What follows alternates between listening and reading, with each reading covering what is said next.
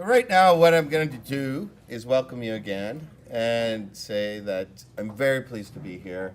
It's a real pleasure to do this, and I really appreciate the people who've come back.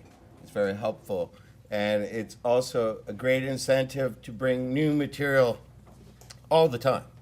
So one of the things that I'm going to talk about today is how to accommodate you and find out what you really want to get out of the workshop too.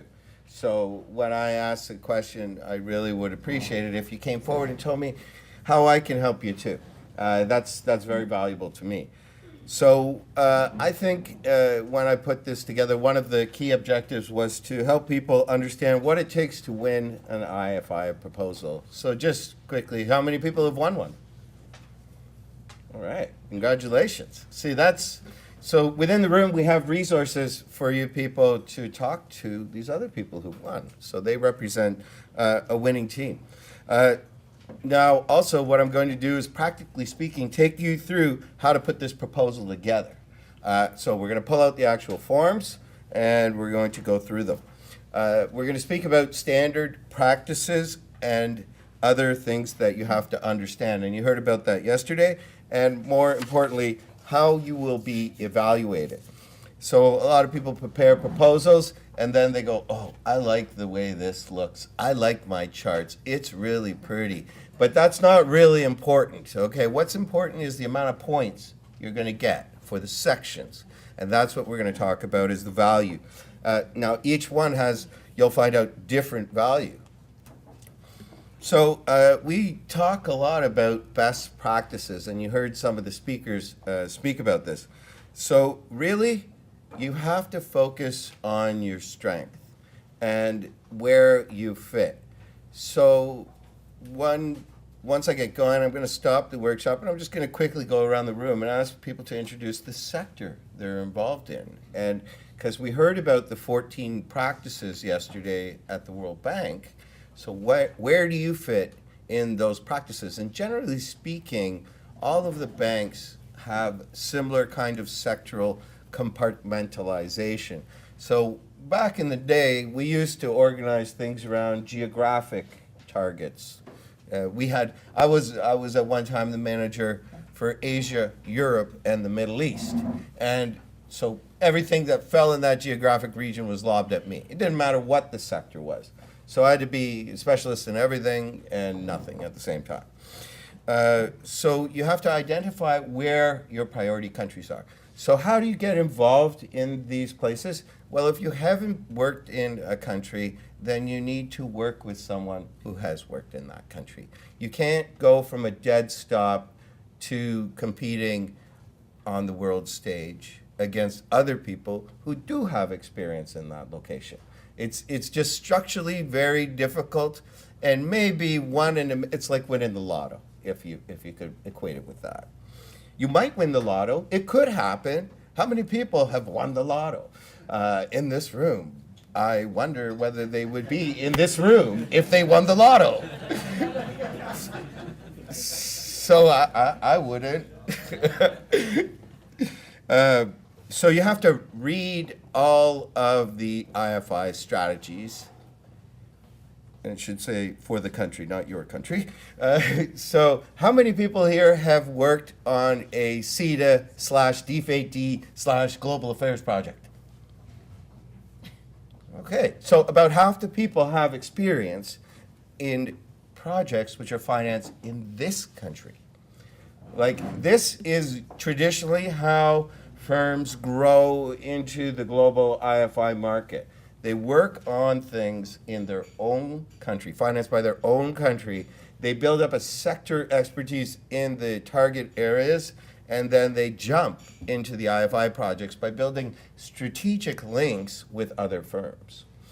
And typically speaking, it's not like a hugely valuable thing to partner with other Canadians to bid on a project in India, for example, unless you're putting together a consortium to bid with other firms in India. It's great. There's great value since firms are, as you'll see, shortlisted by country.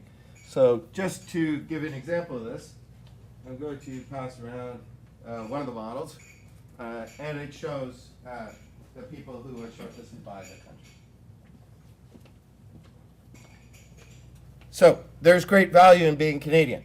Be proud to be Canadian. Do not be modest about being Canadian. It's one of the things about us that people love, but it's one of the things about us that hurts us. So you have to be a proud Canadian, which we all are, but also a Canadian who wants to compete needs to go, we have the best products. We have the best services. And combined with our partners, we have the greatest products and services that you want to pick us to win. And we have now provided you with evidence of this greatness in the form of our proposal. And then you want them to say, I really like that chart. So where are the projects in the pipeline? Not just the operational projects. As you heard about procurement strategies yesterday, focus on the project, the procurement strategy, the components in the project pipeline. Now, we've just heard from Raymond that, and I will be going home to prepare a can export application since I do not have one, since it just started on January 5th, so technically possible within the timeline of execution. I don't think anyone in this room would have one. You have one? So we have our own expert. We have a resource in the room on how to get a can export project right there. Thank you. That's very valuable because, I mean, if you don't have a placement in a market, you have something that no one else has, actually. You're like a pathfinder. And we need pathfinders. So when we see pathfinders, we need to harness that. Do you see how quickly I jump? I can have a one-on-one with you later on, okay? So you have to get ready to bid, and anything that can help your bid, like that will help you get into that market. And even if you don't have a position in that market, you can now go to the project implementation unit, visit them, say you're interested in the project, find out who's working on it, use the can export project to market position. Now you're ready to bid. So get ready to bid. This is part of getting ready to bid. The Canadian support mechanisms and the Canadian support network is one of the things which is greatly undervalued. That's why we need to speak more of it in almost and every conversation with that, the Canadian support network. Other countries have a support network which puts us to shame because we don't push for it. In our modest way, we don't expect much. We've been raised to be thankful, but not expect very much. Well, I want what the British and the Germans and the French want, by the way, because they win more than us. When I put up that chart and you see them ahead of that makes me angry. It does. I don't want to be beat by Germans or French or Americans or anyone for that matter. You heard that, and you're going to hear more of that. I hate losing. I want to win and win and win and win. And every time I lose, I lick my wounds and I say I'm going to win next time. And I never, ever, ever give up. I find a different way to go at this, a different target to look at, a different product to work with, a different partner to be with. And if I have a bad partnership, I just say, I don't go around bad-mouthing that partner. I just say, I'm never going to work with you again. If it was that bad, or I tell them straight up, look, this didn't work out. We can't work like this. This is not, and we heard that from MMM and Stantec yesterday, that this is good-natured, competitive market, and that's what it's supposed to be. But if you need to move on. You can't focus on the negative, you focus on the positive, right? So when we look at these models, and I like to focus on the World Bank where I have the most experience, having played a role as part of the task team, part of the tender team, part of the services to the client, and as a delivery agent, like as a consultant too, it makes it, I'm more capable of delivering services to you and recommendations. So the World Bank has a number of considerations that you need to look at when you look at the selection process. Number one, high quality services. So in a globally competitive market, you want the highest quality services. So when an MMM puts up the chart and shows all that stuff, you saw they have the highest quality services, and that's what they're offering. So you don't want to say we have like the third best services available in a tender. No, pick us because we're cheap. because that is not a good strategy. So high quality services. The balance between economy and efficiency. So that was the 80-20 or the 70-30. We can offer you, and we heard that from Stantec, although we don't say it exactly the same way. We go technologically appropriate services. So it's not that they can only fix it like old car in Cuba. It's like technologically appropriate services. So if someone doesn't have the electronic infrastructure to deliver education services, then we still need to put it in a book. We can't just offer it all electronically. So we need to offer a suite of services, if you will, that are within the range of the product availability, which means how much money is available to pay for that. We need to, with regard to the bank, give everyone the opportunity to compete. So when you look at the opportunity, you have to look at the evaluation grid. So as we heard, if you don't have what they want, then don't compete, because it's almost a guarantee for a loss. Like I said, it might be a lottery ticket, but I don't know. I only buy one lotto. Every time I need more money, I buy more lotto tickets. But it doesn't mean I'm going to win more lotteries, you know. So technically speaking, when we heard about the PhD, like I saw a really great opportunity for me personally. I wanted to apply. It said I only have a master's degree, and they wanted a PhD. I was like, X, move on. See you later. I didn't worry about it. X. I didn't even go out and look for someone else, because it was a one-off thing, and they needed a PhD, and it said PhD, 30 years in PhD. Okay, so you want an old-timer, right? All right. Even older than me. Go ahead, find it. So the bank wants more consultants. The bank always wants more consultants, and they don't want to keep using. They want to spread the depth and range of services that can be offered by the consultants. They want innovation. There's a big emphasis on innovation, creativity, renewal, the use of national consultants. So when you look at the opportunities, typically, like this is the first thing when I speak about the ADB opportunities, we'll see it shows the national and the international. So typically, when you see the value of it, and let's say it says it's $100,000, and it has one international consultant for one person a month, and a dozen national consultants. Now you have to manage those people. You have to pay those people, and you have to wait to get reimbursed for those people. So those are the ones that I'm just like, you know, because really, I'm happy to work with them, but it's going to cost me a lot. Now, unless there's a building block for something else, then I'm not doing that. So you have to look at the break. Like there should be a fairly even break. And unless there's, like the one that I just took a pass on, it had one international team leader who was responsible for everything.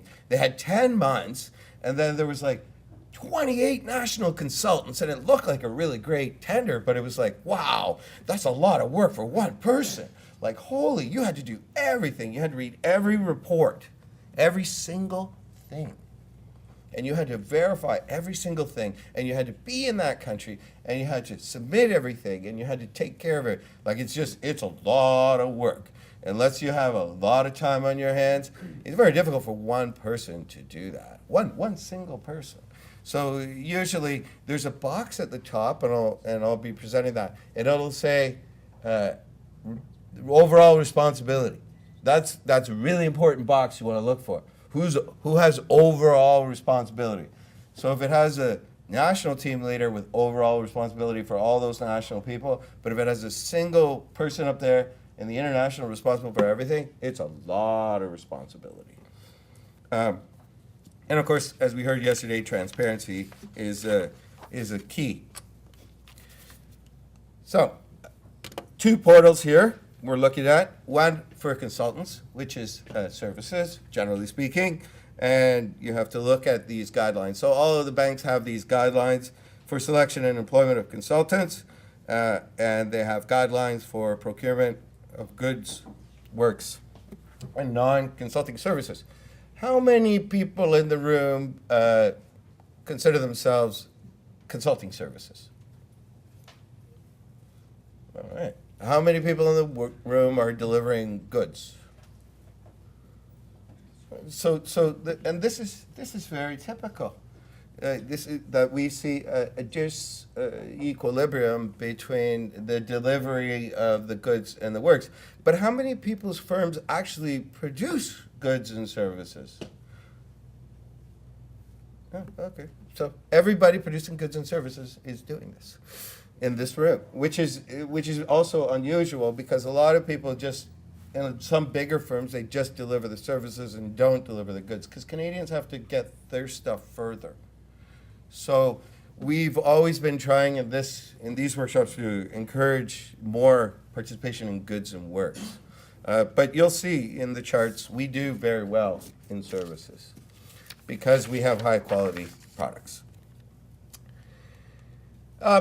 So again, there's two ways of delivering these services. There's one portal which is focused on corporate procurement, and I'm going to take a little run at EconSoul 2 in a minute. And there's another portal that is focused on operational procurement, which is the projects. Now, there is a significant amount of work available in corporate procurement by EconSoul 2. Is there anyone who's been successful in the room who's secured a EconSoul 2 contract? Oh, another Pathfinder. Our team here. This table has the Pathfinders. And of course, there's subcontracting or partnering, which is one of my absolute favorite ways because someone else is holding the bag, I'm collecting my money, and they're totally responsible for everything, right? And they're holding all the risk. There is huge value in that. There is absolutely very little risk to you. There's less emphasis now on control because you're not in control of anything on these things. The client's in control, so really, of course, there's the fourth one, which I don't really talk about, which is the smaller one, the sponsors by IFI or MEGA. So let's have a look at EconSoul 2. I'm just going to step away and point you to manual. So in your book, there's a little manual that we put together here in the workbook. It's a little bit easier to see this if you look at that.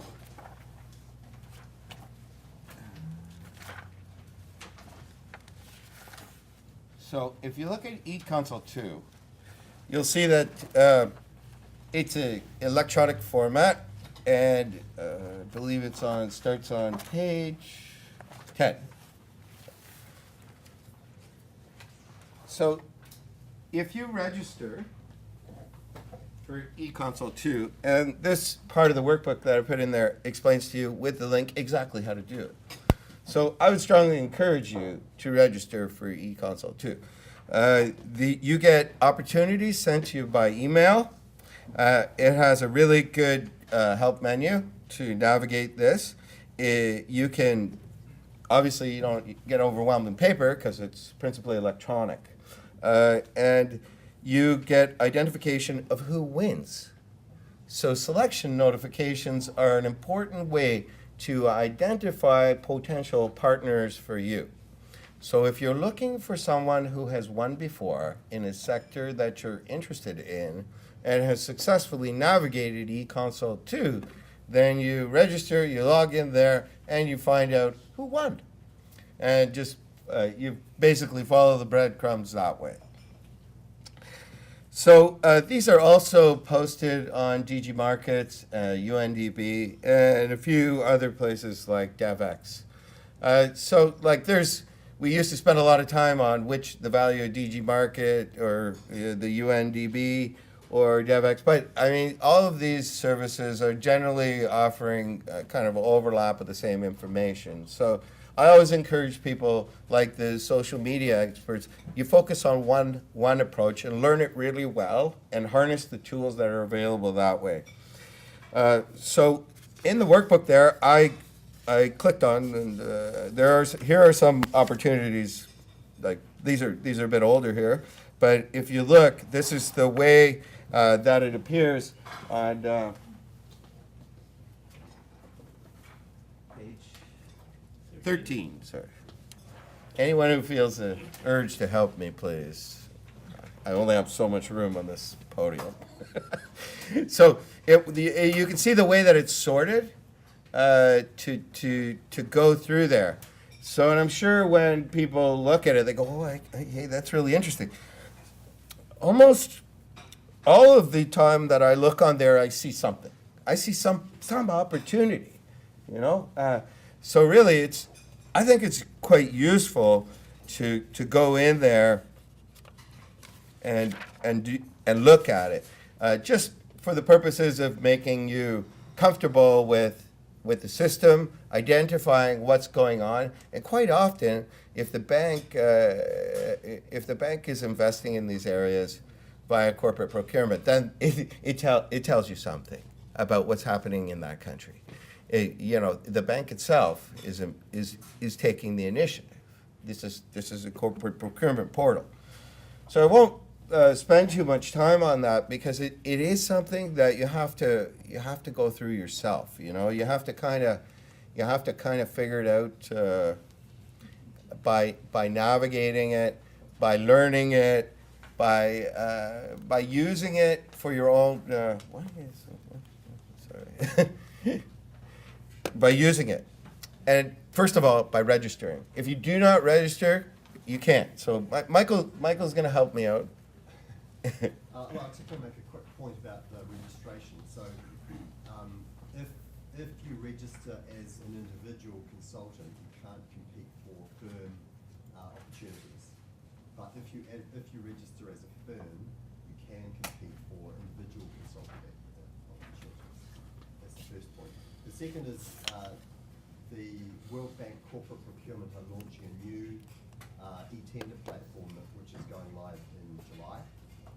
And that will have opportunities on it for corporate World Bank corporate opportunities. So there are two paths in there. One is for corporate opportunities, providing services directly to the World Bank, and the other is a portal for operational consulting services. So EconSoul 2 will still continue for the operational consulting opportunities, and the World Bank e-tender platform from July will have corporate procurement opportunities, and that's all electronic. So the documents are electronic, submissions electronic, unlike And thank you. That is very, very good point too. When things start, those are fresh starts. Fresh start's a great time to get involved, you know? Like, oh, I've been involved with this from the beginning. Like, can't export. It's really, really good. I mean, these are good things to get involved with at the beginning because it's not like you have to get up to speed. It's like you're learning with everyone else. So the playing field is fairly level that way. So I'm certainly going to look into. I've already learned 2 things, and I love what we heard yesterday. If I learned one thing out of a workshop, I think there's a tremendous amount of value in this. I don't understand why we don't capture that idea more. And in international competitive bidding, you need to learn that one thing. That one thing is the difference between winning and losing, you know? So I wanted to talk just briefly for a minute about how there are all these other opportunities out there. We had an interesting conversation last night about there are all these opportunities in Canada through global affairs that we don't know about. And I spoke to the Director General of Contributions and Grants before I left, and I was like, we should be going out there and we should be telling Canadian firms and organizations about these opportunities that you have. Every day I learn more about it, and I spend my days studying this stuff so I can use it. But I'm still learning, and I asked him, I go, no one told us. No one shared this. Why are you burying it? Like, why isn't this information out there? It's 40% of the allocation now. 40% of the Canadian allocation, probably closer to 50 or 60 in truth, goes to the multilateral funds. That means that these are opportunities that if you don't pursue, you're not getting to pursue them. You're not even in the game. So I put one up here. This is the Global Environment Facility. This facility has $14.5 billion in grants. Mobilized $75 billion in additional financing for 4,000 projects since 1992. Canada is one of the leading nations in innovation and sustainable development and taking this. But the problem is a lot of our firms are small. Like we just don't have the... This opportunity is a huge opportunity. There's a chart I put in the workbook there, and it shows how big some of these projects are.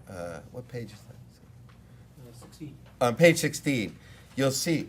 And some of these are usually co-financed by the country. Some of these are huge.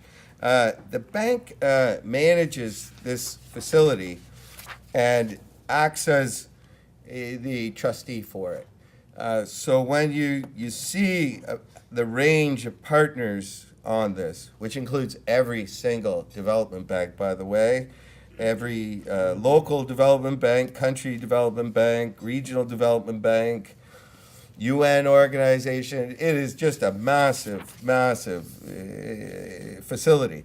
There are a number of these facilities. There used to be a lot of trust funds in Canada that Canada supported the various banks. We still have a number of facilities out there, and I'll mention a couple of them. This is managed by the bank. Traditionally, they're managed by the bank, but you can see the ranges. Some of these projects are just incredibly large, you know, and they're diversified and complex, and usually there's a small opportunity for you in there if you're working in that sector. I'll point out another one. The Extractive Industry Technical Advisory Facility. Now, I've gotten to know this facility by working with a number of engineering firms that are offering consulting services in the extractive industry. Now, this technical advisory facility, Canada is the largest contributor to it. And a couple of firms that I've been advising on, I mentioned this to them, and they're like, what? We never even heard about it. And these are people who are experts in the sector. The information was not, it's not up to anybody to provide you with this information. You have to find it yourself. And the only reason I stumbled upon it was because I had supported the Federation of Canadian Municipalities in developing the sustainable development project for Latin America, which was a regional program that they submitted to Global Affairs and got funded. And it works on CSR in the extractive industry. So this technical advisory facility works like most of them, that helps them develop policies, governance, and a range of other things, and supports global knowledge products. So if you're a consultant and you work in the extractive sector and you have a focus on a specific country, in this case, let's just say Colombia or Peru or Chile, this is technical assistance. This is the kinds of services that you offer. And if you look at the distribution of the contribution to this facility, 43% of the contribution comes from Canada. So in terms of participation ratio in the facility, I can tell you our participation ratio is under 10%. Just because I dug in on it and I had a look. And then I started to point, as advisors are wont to point, to other firms. Hey, you should, I'm pointing this to you guys, okay? You guys should have a closer look at this. And once you have a closer look at this, you're going to have a closer look at a bunch more. These are grants, which means you get paid, you know, on a grant. There's a big difference between a grant and a loan. Our company focuses mostly on grants because with grants, a lot of them are administered by the bank and you get paid by the bank. especially with ADB, administers TA, for example, you get paid by ADB. I like getting paid by the bank. I hate chasing the client for my money. It involves like diplomacy and charisma and charm and, you know, hey, can I have my money, please? You know, like, it's not harder than, here is my invoice, can I get paid now, please? Which is like, here is your payment, which is very nice, you know, which is typically the way we like to work. So I would be remiss not to point out to you that there are a number of these facilities that you, the glorious taxpayers of Canada, have contributed towards and are being accessed by many of your global friends out there right now. And it is done for the benefit of the country, by the way. And our country does make significant contributions to these facilities for one purpose only, and that is to disperse the allocation of funds that are in the envelope allocated for the fiscal year within the paradigm of their strategy that they have developed. And as I spoke to the Director General and asked him why there are not RFPs and opportunities for Canadian companies, he said they don't have the human resources to prepare the RFPs. So they don't have the staff to prepare the RFPs, so funds are being bundled out more quickly than you could ever imagine into facilities and contributions. Now, I'm not saying that's a bad thing or a good thing, I'm just saying this is what's happening right now. Now, the more people who they have to plan, they may take a different direction. But the previous government, this is how they operated, and these are the facilities that they set up, and they are in existence. So if you do a quick inventory, you'll find probably one of these things for your sector. How many people work in extractive here? Okay, how many people work in climate change? See, there's recently been $250 million allocated for that. How many? Yes, sir. So, sorry. So practically, how would a Canadian company, access these funds if they've been given, for example, to this facility? Would it be incumbent on the Canadian company to write a proposal to this facility and say, "I'm able to do this type of work"? Thank you for asking that. So this is how you do it. Let's say you're working in Chile. You go to Chile. You talk to the government. You have a relationship with Chile. And you say, hey, we could really help you with this. And they're like, how are you going to pay for that? And you go, well, there's the facility, so I'll write up this proposal and you submit it to the facility. Chile, the government of Chile submits it and says they want to hire you. And there's a number of facilities, and they basically all operate like this. You write a proposal for the government, you give it to the government, and they submit it. And like, there's each facility has a different protocol. I would hesitate to say that there's a different approach, a common approach for each one of them, but there is.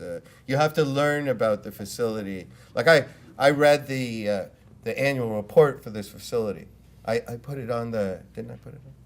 It's on the USP. Yeah, it's on your USP. I put the annual report. So the report goes to the donors. And in that report is a list of all the projects and the ones in the pipeline. But usually, the facility requires a competitive selection process for the winning company. So it's very rare that sole selection in the facilities that I've been involved with is allowed. So it's also knowing what the country has in their pipeline and what is in the pipeline of the facility and bidding on it. Yeah. Thank you. And that's the annual report in USB has those pipeline by country in there. And I think that is more common than the other approach. The one approach where you're preparing for small ones, I've seen a lot of those. I've won one like that, a small one. It was for 50,000 or something. There's usually a level of procurement that it has to meet. There's a threshold.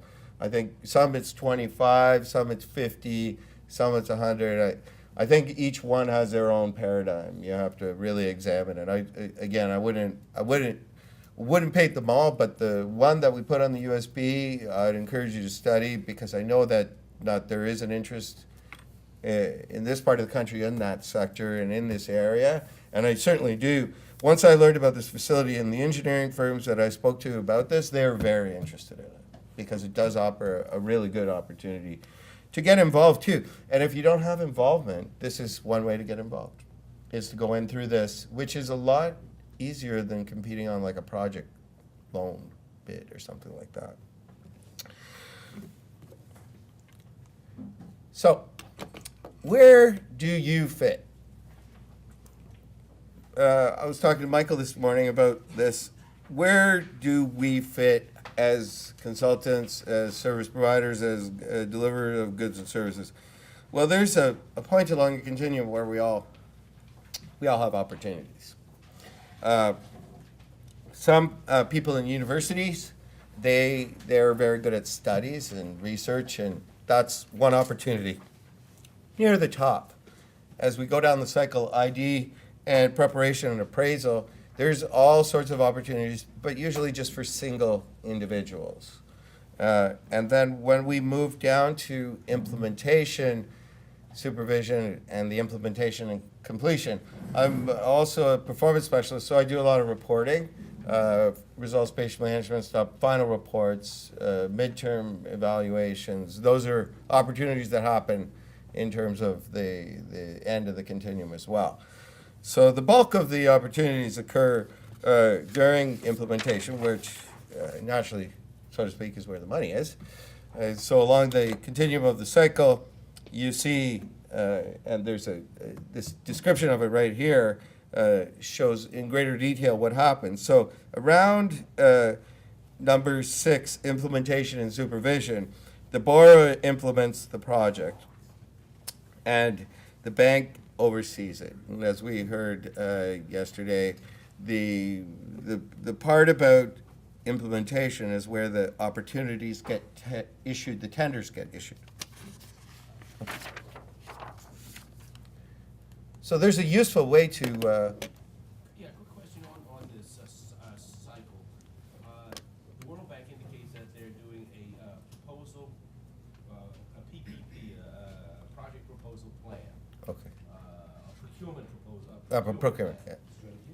Yeah, the PPP. Anyway, when you establish a project procurement plan, when do you establish that procurement plan? The idea for how to put together the project.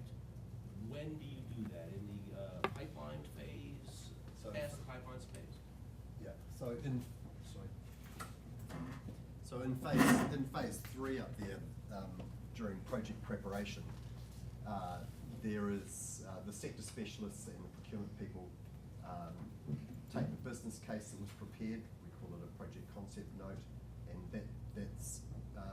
Excuse me, could you speak up a little? Sorry, I'm coming to So during project preparation, which is noted as part 3 of the project cycle up there, the bank staff work with the borrower clients to prepare a project appraisal document. So in that project appraisal document, the sector specialists contribute, the procurement, the financial management, the safeguards specialists all contribute to identify risks and issues that need to be managed through the project. So from a procurement point of view, the procurement specialist works with the borrower counterpart to prepare a procurement strategy. So in that procurement strategy, that procurement strategy needs to be complete prior to the loan being agreed with the bank, right? So that it is clear when the loan is agreed between the borrower and the bank, what elements are to be procured and the methods that are going to be used. Right, so that summary is called a procurement plan. It's essentially a spreadsheet with the actions or the activities within a project listed out. All of the individual things that are going to be taken to market are listed out with their value, the risk assessment that's been done by the bank, and the methods that are going to be used to take that contract to market. So in order to prepare that procurement plan, we're now requiring that for every project there is sufficient research and analysis that goes into understanding the operational context of the project, the market conditions, the ability and willingness of suppliers to bid on the project, the capability of the client to implement and what support they might need. And each of those areas will present risks and opportunities that need to be managed through the procurement. And the idea is that the borrower client and the World Bank procurement specialist tailor the approach for each of the contracts that are to be taken to market to suit the specific situation and the thing that they're buying. So if, for example, they're buying high voltage direct current works, then the market for those works is very narrow. There's a couple of main suppliers and that's it. So you would tailor your approach based on those market conditions.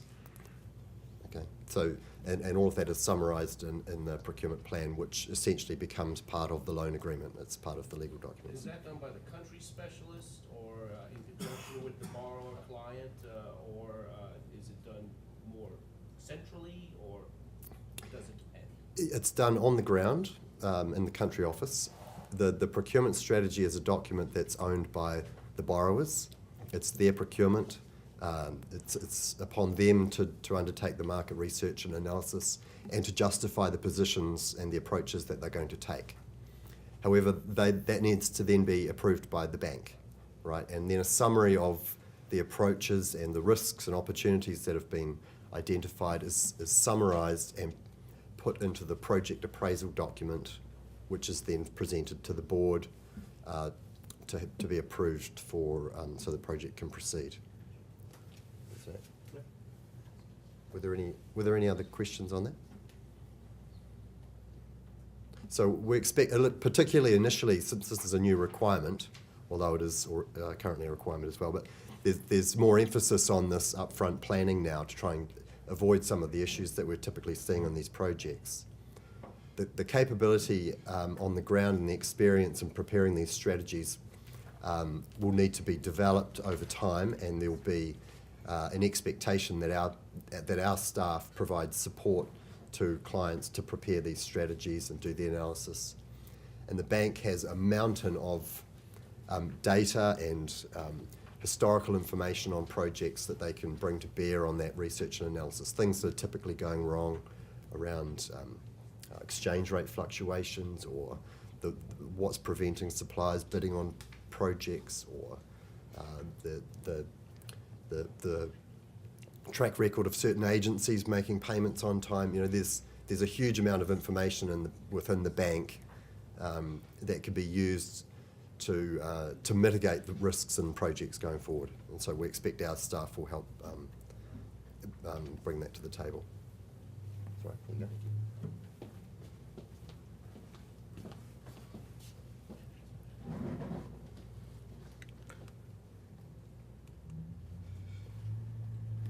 So just building on a useful way to do this, you know, it's good to have a strategy. And as we learned from Raybon, the Government of Canada will give us some financial support to develop a strategy through the Can Export program, right? Like, this might be something to integrate into your thinking. And I mean, like, you have to kind of be quick on your feet when you do these things, right? Like, when you receive information that is of strategic support, like we just heard about the way procurement is done. I mean, if it's changing, you have to really pay attention to how quickly they implement the changes too. So you focus first on your expertise in the region and your particular qualifications. Understand what the background information is. So if you look right at the bottom of this, down from 2 is all of these key documents. And of course, it starts with the country partnership strategy and framework. Now, I always find it useful once I zero in on a country to then go to the USAID website. They have very good country strategies. I take their country strategy and I read it right away. And the level of detail in there is incredible. And USAID has, global grants available that we can apply for. Like they have an open portal for sole source funding for us. And in the last year, I've really started to focus more on USAID opportunities registered with their SAM database and their financing system, gotten my firm in a position to advise other companies on how to work the USAID system and be involved. Been shortlisted as the number 2 on 2 bids, as myself personally, on their USA loans, grants. Their country strategies are done in such great detail, and in terms of what I was focused on Africa, their Feed the Future strategy, their linkages between their layers of strategy in terms of this are all critical production.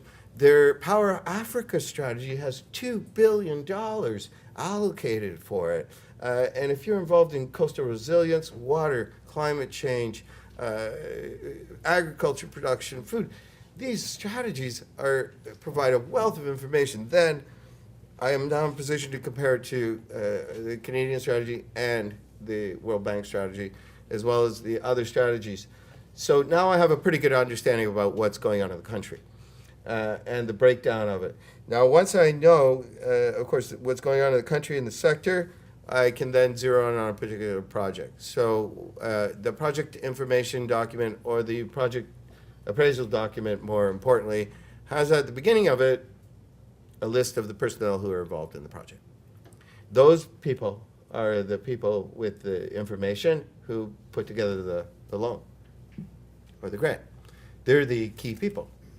They know the country, they know the client, they know all about it, and as long as you're permitted to speak to them, if it's permitted, you have to be very careful about this. You don't want to cross any boundaries. First of all, you have to say, is it okay if I talk to you? Like once you get the waiver that it's okay to talk to them, it's really helpful. And then of course you look at the project and active project, the pipeline and the active project database. So I've just been cycling around some documents that came from the various banks, their little booklets and things like that. I mean, a lot of these things, they don't print anymore. You can download them. So these are probably some of the last available print copies that, unless you went to the place and picked them up, and like physical documents are really hard to get. But they all are available electronically. So again, I like to spend a bit of time on this so people understand where they fit. Like where you fit and who does what and what you need and how it works and what is the opportunity. Because as fascinating as the subject matter is, I think that's kind of why we're all here, is where's the opportunity. It's like when I go fishing, I love fishing. I'm always looking for the sweet spot.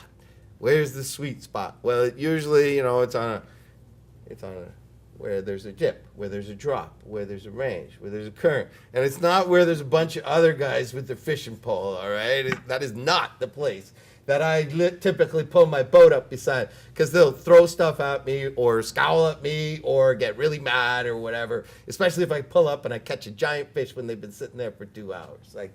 So most of these opportunities, as an individual, if you're really good, you'll usually be able to find an opportunity. Like individual opportunities are available out there. And individuals can really, really help people. One of my particular levels of expertise is in conflict and post-conflict areas. My track record of Gaza, Bosnia, and so on, post-Civil War has really helped me develop a particular nuanced approach to dealing with people, and obviously never talking politics when you arrive after a civil war. It doesn't. Some other people, they're not really suited for that climate, right? So to go in there, usually even the people that I'm usually working with, I'm usually the only one going. It's not for everyone, you know, it's a much more challenging and stressful environment, so. Where you fit, you'll see. So these acronyms, I'll say, because I'm not sure whether we put a lexicon in there, but MOS at the top is a monthly operational summary. So a monthly operational summary is typically produced, and it's produced by the bank. So project preparation documents involve the banks and the borrower, and they're in a monthly operational summary or a project information document. A project information document is typically thin. It doesn't have as much information as a project appraisal document, which is much more substantial. So as you go down the line and then sort of, I guess, culminating right before evaluation, the opportunities grow. They get bigger. They start out smaller and they get bigger. So at appraisal, you'll see a series of documents coming up. You'll see a PAD, you'll see a staff appraisal report, you'll see the proposal documents, which go to the board for approval.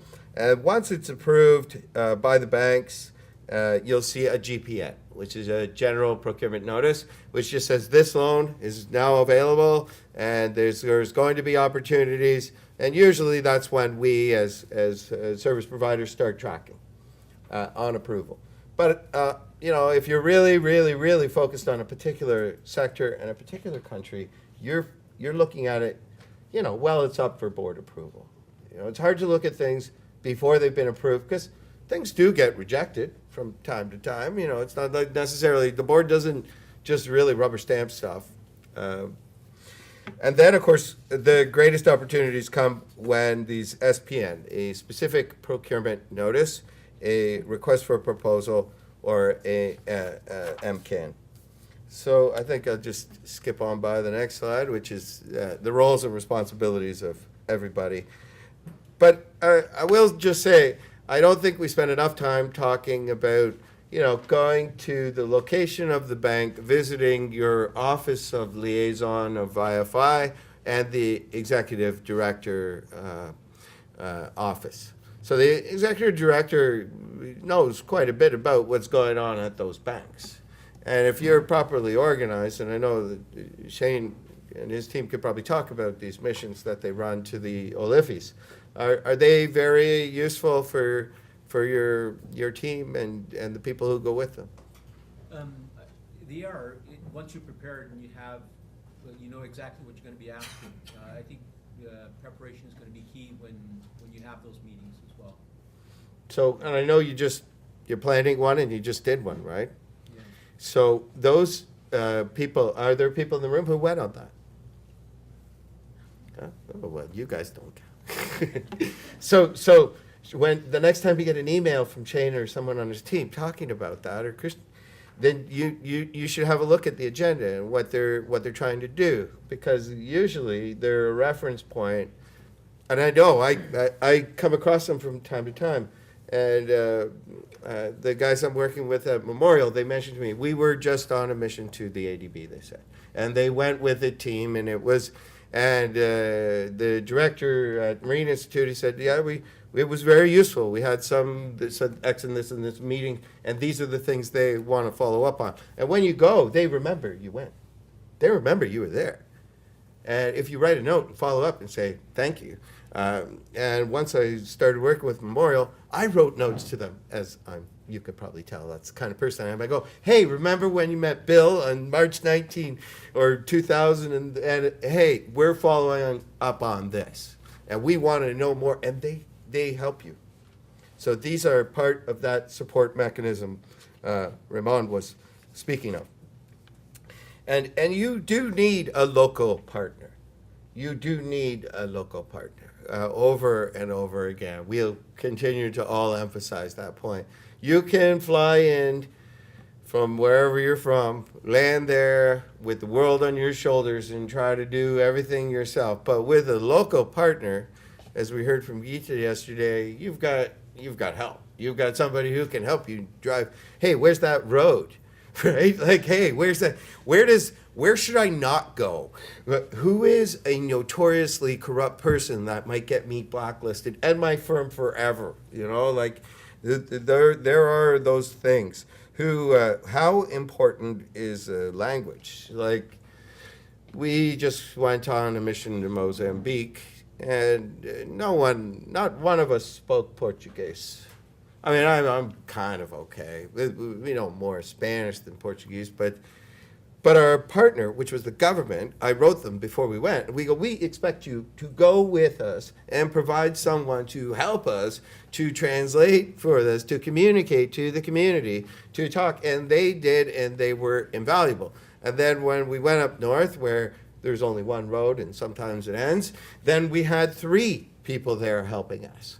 And then, you know, all of a sudden, we're a fairly large team of 8 people and 2 vehicles. And this is a real partnership. The more we dug in, the more people that got involved, this became like a momentum thing, right? So it wasn't just, you know, me or 3 guys or 4 people or this. It was like, here's a team moving down the road, gathering momentum, grouping together more people who wanted to work. And then all of a sudden, it just kept growing and growing and turning into something really, really good. And when something turns into really, really good, then all the pieces start to line up. They start to work together. So there is a list of local firms. And the sample RFP that I passed around, you can see some bidders are shortlisted with local partners, some are not. When I see stuff like that, I always say, oh, sometimes they don't put the local firm on there because the person who submitted the EOI didn't include them in the list. It's the way you list it. You can bury it if you want to. And some people don't get exclusivity, so your local partner can sign with more than one. And then, as we heard yesterday, you know, it kind of removes the value of having that local partner. If we had one local partner on one bid, they signed with everybody on the list. They won. They won. They were the winners. They won more than anybody. And then you can bet every time after that they won. They won and won and won and won. I wanted a job with those guys after that, you know, like. And again, we're going to come back to this idea of development. Development. We're all about development. This new development paradigm is the Sustainable Development Goals. So these 17 goals were aimed at addressing everything by 2030. Now, the reason there's so many is they couldn't get it down to 10 or 15 or something manageable. So it's 17. When you roll over these on the SDG site, I think in the workbook on page 17, you can see this a little bit better. It pops up. There's a separate page for each one of them. And, you know, whenever I write a proposal, I always address that in the proposal.